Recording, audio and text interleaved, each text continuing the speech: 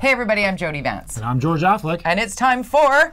Unspun, spun, unspun, spun, unspun, spun, spun, spun.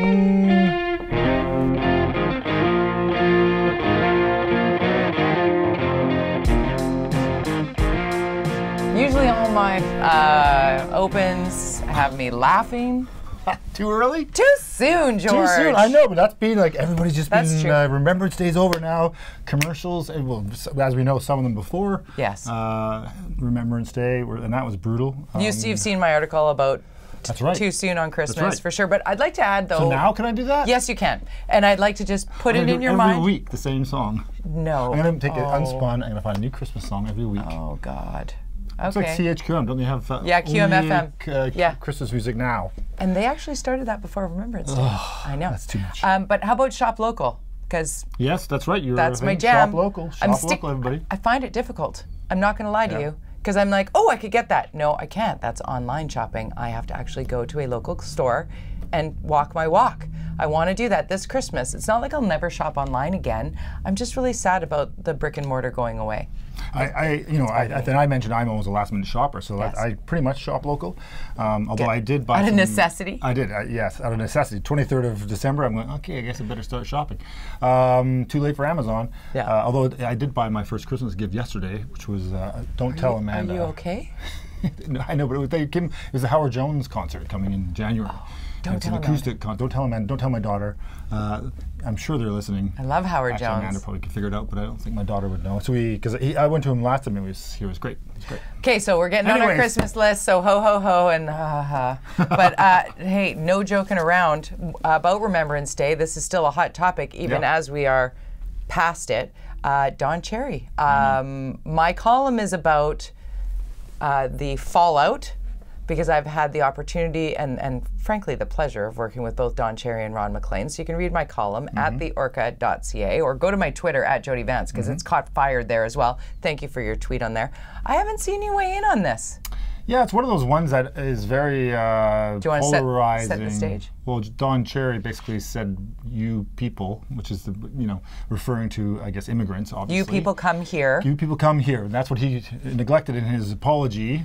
To say that the "you people" thing is definitely to come here, which he was referring to immigrants coming here not wearing poppies because of whatever. And so, but that line was what did him in. Totally, that line was what went too far. And he said, because at first, okay, so just to set the stage a little bit, because knowing the inner workings of broadcast and the reactions from people, number one, people saying, free speech. It's like you don't have free speech when you sign an agreement to work for a broadcaster. There is a clause, and they actually go, see this clause right here? The terms, the standards? Yeah. You're going to need to initial that. Right. So that you understand that if you break those terms, and that doesn't mean a slip up, because everybody's going to mess up on air once in a while, live especially, but you have to understand that there's a responsibility that comes with wearing a microphone and having a platform, whether it be on television, on radio, what have you. So it's not stopping his freedom of speech. Yeah. He said something inappropriate, and I believe that Sportsnet gave him an opportunity to publicly apologize, and he decided not to. Therefore, they decided to fire him. I think had he apologized... saying, well, I'm going to come next week. I was going to come next week and talk about it. After the fact, he said that. But his buddy there did it the next day for him. He did it. Actually, Ron MacLean went on social media, full mea culpa, and then the following day, on Sunday, on Rogers Hometown Hockey, addressed it again, and I believe very eloquently. I'm a huge Ron MacLean fan. That is one of the nicest people you'll ever meet in your life, and he is worthy. People are like, Don Cherry made Ron MacLean. No, he didn't. I think Don Cherry was the color of the hockey, not really the hockey. Yeah. At least in my experience. I'm not a huge hockey fan. I don't watch much of this. I can't remember the last time I saw any of this stuff. But I would say that Ron MacLean, he seems like a steady. Although there is this argument that I've seen out there about being complicit for years in Cherry's behavior. And so why suddenly now is this has gone too far? There are lots of examples that people have put out there now of Don Cherry saying I can tell you about crazy things. 2013 when he went on Coach's Corner and laid out that women have no place in a men's dressing room in pro sports. Yeah. I was like, excuse me? Like, that's my job. And then I saw that because I think you put I that out there, reposted the and video. I watched that one. Yeah. And Ron stood up He did, for me. but he didn't stand up on this one this week in real time. And that's why he apologized. He should have. And honestly, Hockey Night in Canada and Sportsnet re-aired that Coach's Corner from last Saturday in the West, because it's on tape in the West. So they knew. But they aired it. I guess nobody really caught it. Right. Because, I was watching it and I was going, mostly what he was saying was nonsense. I mean, he was just like, he was all over the map. He was, because, I said. That guy. Like 20 years ago, you'd watch him and it was more succinct and clear. Correct. And now he doesn't seem very clear in his way, what he's talking He's a about. caricature. Of himself. Which is not what you want to become in life. But many people love Don Cherry, and I worked with him. I did a Quiznos commercial with him, and he is exactly as you would imagine. He was very nice to me. However, he does come from that era, and I think that's what we're seeing is shift. Why now? Why this? Why now? Because you can't attack immigrants like that in 2019. At least in Canada. Well, that's it. Well, let's talk about being in Canada, and that's what my column's about. My middle that comes out of all this is being a bystander is not acceptable anymore. So again, I go back to Ron MacLean. Why didn't he threaten to quit, or why did he put up with this for so long? I mean, I know you like him, but I'm thinking, and I guess we can, it goes into a lot of issues that we can talk about today, but your role as a public figure and the risks you take by putting yourself in a public situation, as you and I both know, certainly in politics. They have this thing in media called the blooper party every December. I love it. It's my favorite. It's very fun, but if you get on that blooper reel, sometimes you're not so happy. And I was on it once for something I said. I can't even repeat what I said, and luckily it never aired. But it was just one of these things like, oh my God. I caught myself. And it was just a saying that is, it's no big deal. It's no big deal. It was just like one of those things like, oh my God. It's like being roasted, the blooper reel. Yeah. I had ones where I missed my cue and came into frame late and stuff like that. I'm on the blooper reel quite a bit. But it's one of those things luckily not for dropping F-bombs. Yeah, and usually you laugh. It's a laugh thing. But in the moment, sometimes you're like, oh my God, what have I done? The responsibility in the moment is real. And what we witnessed, I believe, to sort of put a bow on, if you want to read my take on this fallout, the end of the era that was Coach's Corner, have a read at the orca.ca. You can find it on there now. I think it might even be on the front page. A lot of clicks. A lot of clicks on that one. A lot of clicks on that The Orca is getting a lot of hate this week. I know, we don't usually talk about such things, but I think it's important because when we talk about politics, oftentimes free speech comes up, and the argument that Don Cherry's freedom of speech has somehow been quashed is just not well, and your public persona, and there's something going on in Port Moody this week with Let's the mayor, talk about that. which also comes back to your role as a public figure. And here's the mayor who's had to leave office for the interim because he's going through this allegations of sexual assault. Rob Bagramov. Yes. And so today, as of recording, he came out and the police have said they've stayed the charges. The court has said they stayed the charges, which means that they haven't taken the charges away. No. But he took alternative measures. Alternative measures. So we don't know exactly what they've sort of danced around what that is. Apparently, he's apologized. She's accepted. They don't want to take it any further. The courts are satisfied. The victim is satisfied, and now Rob should be able to, or should he, continue on with his mayoral life. He is going back to the mayor's office in Port Moody as of Monday. That's what he announced. He said he was completely vindicated that the charges had been dropped, that he is completely innocent of said charges.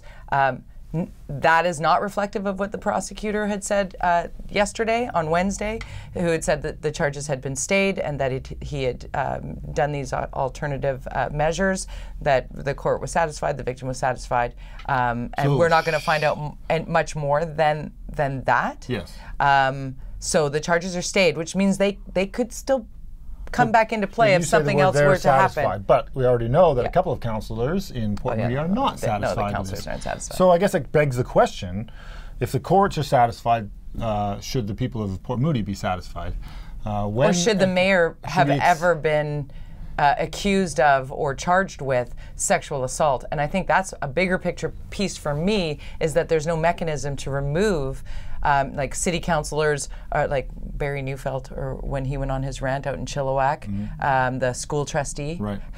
You know, that's the first that I had heard, that there is no mechanism to remove somebody who all of a sudden goes off. Be common sense is the mechanism. But you'd think so. But if the people of Port Moody wanted him to not return, they'd have to wait until the next municipal election to do so. Yeah, I would imagine they would have to, and so that's going to be an interesting. And so what? And he has to ask himself how much, control does he have now over this council if they have no respect for him. I mean, there are others. They're mixed on how they feel about this issue. They were very split. It was almost a gender divide in the last council meeting that we saw when it was put forward that perhaps he shouldn't return. It's very acrimonious. From all the reports within, I've heard a couple of councillors speak out publicly on radio on the topic and said that there's a lot that's getting done without him there, like business as usual. And then he comes back and everybody's walking on eggshells because there's so much going on. So how does that affect the day-to-day, right? We'll get into Trump later, but when chaos is what is the rule of the day, it's hard to get other stuff done. Do we feel slightly chaotic, though, since you used that word, with regard to the unions all having issues right now in an NDP government? Yeah, interesting. I think that's it seems quite common, but I know it's as of today, the bus guys are out again. They said Coast Mountain. We're not close, not even close yet. Nobody's budging on that one. So that's ramping up. It's ramping up. As so of your Friday. No overtime, no uniforms, not even, you don't have to pay. Yeah. And now the TransLink, the SkyTrain guys are the office staff, I think it is, are looking at work issues. So I mean, it's like, whoa. What happens then? Yeah, it's all about money for the most part, right? They all want more money. Of course. But what about? And plus we got the teachers still battling it out in mediation. And here we have a left of center provincial party who is pro-union, and none of these are actually literally in their control, but they have, at least with teachers and transit, they can do they're essential services, so they can make them go back to work, or they can make a deal. Obviously, no government wants to do that because you don't want to be the bad guy if you're the ruling government. It doesn't happen very often, but it's getting to that point right now when they're 3 or 4% apart. That's a lot of money that I don't think Coast Mountain has. And then the SkyTrain deal, who knows where that's at? It's early days. So yeah, it's funny because if you look back historically, I mean, right-wing governments always get blamed for work with unrest in the labor market, but quite often they negotiate really generous deals because they know that they're in a negotiated and weaker position because of the public relations nightmare that it causes for them. And so quite often unions get pretty good deals under right-wing governments. Certainly in Vancouver they have, under in the provincial government, the Liberals early on with Carol Taylor when she was a finance minister. Negotiated some pretty sweet deals, long-term deals. So, it's bad PR for the NDP. But what are the union people who are going to vote for? They're not going to. It's not going to hurt them politically. That's the interesting piece, right? I mean, because during the municipal election, you had said that union employees were voluntold to step out on behalf of a specific candidate. Unions will get out there and bang on doors for sure, and you can't get private sector people. Like, I can't tell my staff, go knock on some doors for me. They'd be like, adios, buddy. So what happens with regard to, and I legitimately do not know the answer to this question, when people are freaking out because they've had to move out of the downtown core, but they work downtown, can't afford a car, can't afford gas prices, so they've been relying on public transit, whether it be Coast Mountain bus lines or SkyTrain, and they find themselves now teetering on the edge of what is already job action in Coast Mountain and a possibility of some kind of job action, or worse, a strike for SkyTrain. What happens? Like, how long would something go on? I can't. I think it was 2 or 3 weeks, wasn't it? No, it was 2 or 3 weeks last time. But what about the panicked people that would be told, if you don't show up for work, I don't care how you get here.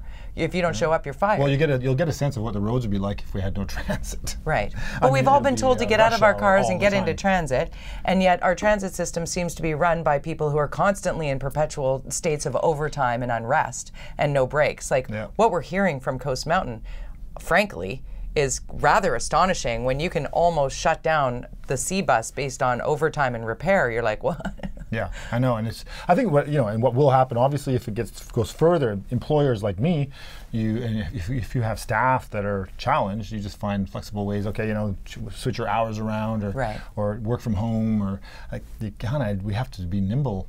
I think we don't have much of a choice. So we got to figure it out until they come to a deal, because at this point, the government doesn't get involved, so it's between the two parties, and they got to negotiate. So, and then when the government does get involved and you legislate back to work, does that benefit the employer in the negotiation, or does it the union? You never tell. But because if you can force people back to work, then it's usually bad for both parties when it's forced like that. I think. Yeah, I say I really don't. They come down the middle. Politically speaking, you're just like, you gotta get it done. I mean, they'll probably bring in Vince Ready, as usual. Right. He'll figure it out. Bring in one of the regulars just to sort out all that business. Yeah. I hope you brought up the commission, by the way. We didn't talk about this earlier before we came in, but the commission came out, the gas price commission.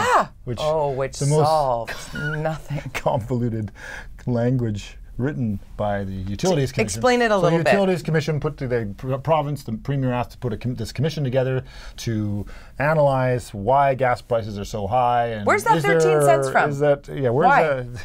So its report came back, and the gas guys refused to be a part of the process, so they didn't get that side of the story.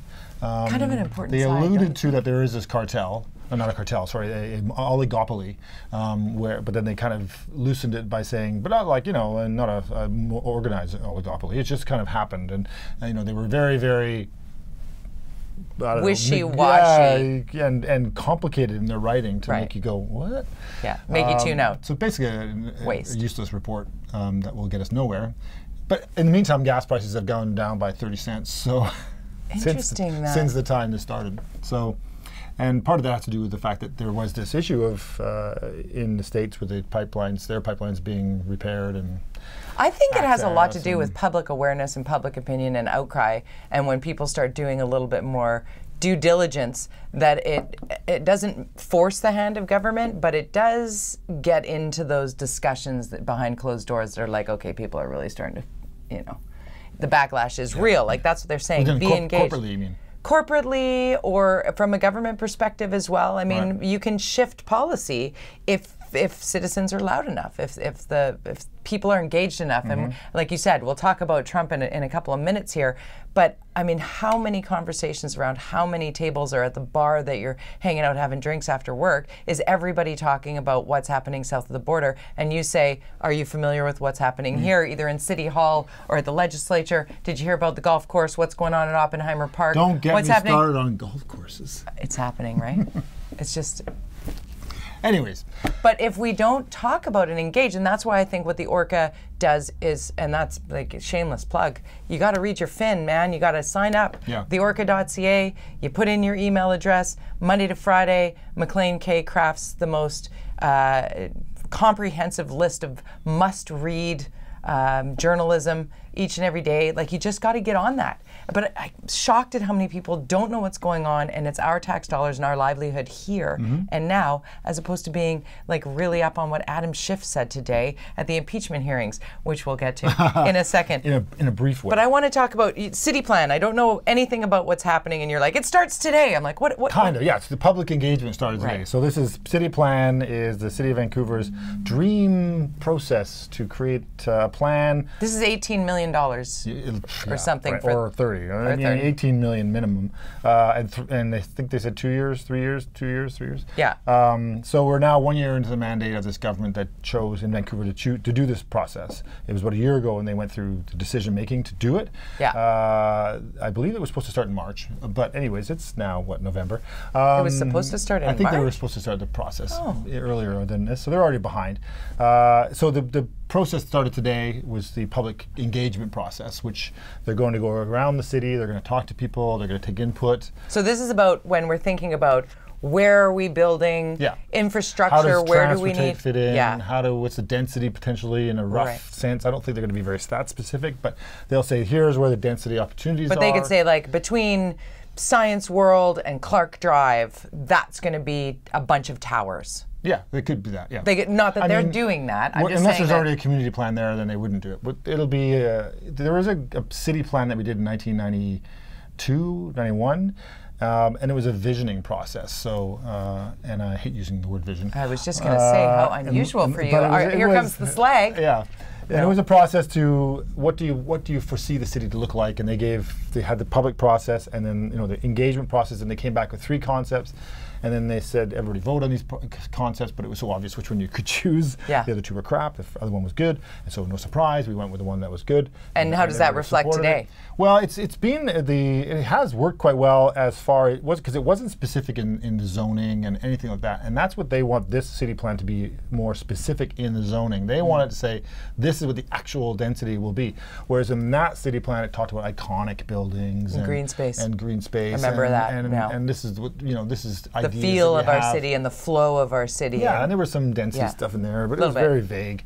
And then from that though, each of those vision plans, they were literally called vision. You've said vision like 9 times. Do you need a cocktail? I know. This is gin. It's gin. It really is. But they were called that, and those would morph into community plans, and not many of them did. I think maybe 10 of them over the last 25 years. So, so there's this dream that the city plan will be this magical thing. And public consultation, man. We get engaged how? They'll be coming to every community around the city. There are about 22 communities in the city, so I imagine they'll focus on those. That sounds like great bang for the tax dollar. 6 months. I was part of the Marpole community plan, and that took 3 years just for the Marpole plan. Wow. So they think they can get this done. I really don't believe they'll get this done and put through before the next election. So therefore, it might become an election issue. Well, there's a lot going on in City Hall, man. Yeah. There's a lot there. Well, there's not, or you might say there's not a lot going on because there was some data that came out that said they're way behind what they had planned to approve this year as far as developments. Well, you said they're getting like 10 times the stacks. And they've got 100+ motions from council. The staff are like, blah, and they're just paralyzed by the amount of work that's the Make Work project. Right, because we don't have enough. The city plan itself will take up almost all the planning staff's time. Oh, so they won't get anything else done, really. And so, of course, then unless you're First Nations and you get to develop your own neighborhood, which we see happening in Burrard, and they don't have to follow the same rules. I'm really actually quite pleasantly surprised at the positive reactions, certainly on social media and in opinion columns, and how refreshing it is when you don't have a mind-boggling red tape and zoning weighing you down, what the ideas can come forward with. Let's build this. Let's build this. Let's build 6,000 rental units in 11 towers with only 10% of those units reflected in parking, which you could never get that done. You wouldn't be allowed to, unless it's a Rental 100 project, which follows that sort of formula in the city of Vancouver. But what is affordable rental? Well, that's just it, because they're apparently like luxury rental, or they're with Westbank, right? Yeah. Westbank, who did they do a lot of the Pacific Vancouver Rim, Vancouver House. They did the Shangri-La, right? They like to make money, but he does amazing projects. They're beautiful. They're very high end, and I imagine there'll be some beautiful apartments. There's good money in renting. And so Ian Gillespie, who's the head of Westbank, I'm sure has done the math. He's not going to give it all away. No. And I'm sure to have a nice cash flow if you have a rental. Usually it's in, the money is actually in office buildings. That's key for a lot of developers. They're looking at office construction, because then you've got these really good tenants who pay super premium rates per square foot, and it's the triple net where you pay the base plus. So you really are negotiating only one part of the rent. So office rental is where the money is. But now with the rents at availability at 1%, you can make a lot of money in rent. Yeah, 1 bedroom in Vancouver. I saw the stat yesterday: $2,200 rent. Yeah, average. We've talked about this. I think my first place I rented 500 square feet and $400. Yeah, $425. I think. $375 was my first. But that was I was at second in Arbutus in Kitsilano. Granted, I opened up in one of those old 3-story walk-ups. On the 3-story walk-up, I was ground floor overlooking the parking. Yeah, it was great. I just asked people not to back in. $2,000 a month now, $2,500 easily. The one thing I brought up on Twitter, and this will bridge to the other issue that came up, is coming up, and I think it's going to heat up, is art gallery. Right. And so one of the things that people there's the connection between the Museum of Vancouver, which is down also in that area where this development is going on Broad Street Bridge, and access has always been an issue. So one of the opportunities is to have better access to the Museum of Vancouver and those facilities through that site. But there's also the connection to the art gallery, and that the art gallery is supposed to be moving, and then maybe the Museum of Vancouver can move downtown and all this stuff. And then there was this tweet this morning from Justin McElroy from the CBC, which we love, by the way. Who put, they said the art gallery had $80 million now saved of their goal, and he said was $80 million in January, wasn't it? It's November. Yeah, so I think he's alluded to the fact that maybe they're not making much progress on their funding. Yeah. So I tweeted out saying, it's time for us the city to really rethink. And I think it was Sarah Kirby-Young, who's on the board, who's a city councillor, and she had tweeted out this, and then Justin replied, then I replied to that, because she was saying, hey, great news. And Justin saying, well, it's not news. And I'm saying, I think it's time to rethink this. I think the city hall, that the council needs to say to the art gallery, and I've said this before, and I'm not saying nothing about the design. This has nothing to do with the design or somebody's attacked him about design. Of the art gallery, right? But it's the funding formula that's clearly not working for them. They're not getting this done. The site's empty. The city owns both this giant site downtown. Half of it's going to be art gallery. The other half is what? Why not put those two together into something great? Yeah. So I'd say the city hall and council need to get on that. Get on it and get it together. We're short on time and long on topics. Want to just make note that vape regulations came into play just like minutes before we hit record. As a kid, as a parent of young people. It's unbelievable. Who are surrounded by vapors. I mean, even the most square, like engaged, smart, and I'm not saying that only the bad apples vape, but there are kids that feel they have to in order to be included. Like that's how prevalent it is. Sounds like high school back when I was in high school was smoking. Yeah. And I was never a smoker, and I never You couldn't be the cool people if you weren't standing at the smoke pit. Oh, God, you had to walk through the smoke pit to get to the gym. To school, I know. To get to the gym, I always found that ironic. Yeah. But yeah, and it's funny though, the vaping thing, because it's only in the last 2 years that we've really started to get hard on this, because a couple years ago in council we were talking about it, but it wasn't about health. It was about location, and it was, Yeah. And I always wondered why you could have it on billboards and do like the big event marketing and whatnot with vaping, where I remember when it was the Benson and Hedges Symphony of Fire or the Du Maurier Downhill. I remember that being cool. The marijuana industry has more restrictions than the vaping industry. Yeah. So 20% PST will be added to all vape products effective January 1st. 2020. We've learned that for the smoking, that if you raise the price, it does reduce the consumption. So. I'm down with that, because I don't want kids to be vaping, because there are people like dying, and especially people apparently linked to vaping cannabis. The vitamin E oil or something within that can damage your lungs in like 1 or 2 times. Like if you have a vape and that's your way of getting your medical marijuana in you, put your vape down. And I'm not saying smoke it. You can get the tinctures and the balms and all like pills. It's other ways. Just don't vape, kids. Until further notice, put the vape away. They're actually talking about maybe a buyback program as well for kids. Let's hope. Last word to you on Trump impeachment inquiry. Are you watching it? Oh God, yeah. Of course. Me too. I'm addicted. I mean, I have to work, but yesterday was really thrilling. But I'm worried, and I watched a show on HBO called The Circus, which everybody should watch. It's a really good show. The Circus, and they got into a bit of it, but it's a weekly show. It's just like the problem is, and people have mentioned this, is that in America and everywhere now, you listen to your media outlets of choice, and so you only get one side of the story, and so you see what they're saying on Fox versus what they say on CNN. It's like, oh my God, just watch the hearings. Watch the hearings. Listen to what they're saying, and make your own decision on this. The first 2 witnesses put forward, I thought, were unbelievable. That's all you need to know. That's all you need to know. Watch their opening statements. 6 hours, I think it was. Their opening statements were worth it. That's right. They were worth it. And once it got into the back and forth, especially with the GOP, those opening statements were like, holy. Jim Jordan, sit down, dude. That's unbelievable. It gives me restored hope and faith in that there are some people very much knowing what they're doing in the United States, and these people were in those rooms. Yeah, but in the meantime, Ukraine's. I know, it's crazy. It's like, oh. I know. But we got to pay attention globally, but also we must pay attention locally, and to be engaged here, you got to follow this guy on Twitter, George _. Affleck, at Jody Vance, at UnSpun Podcast as well. Amanda's not going to watch this. She's under the weather. She won't know what she's getting for Christmas. Right?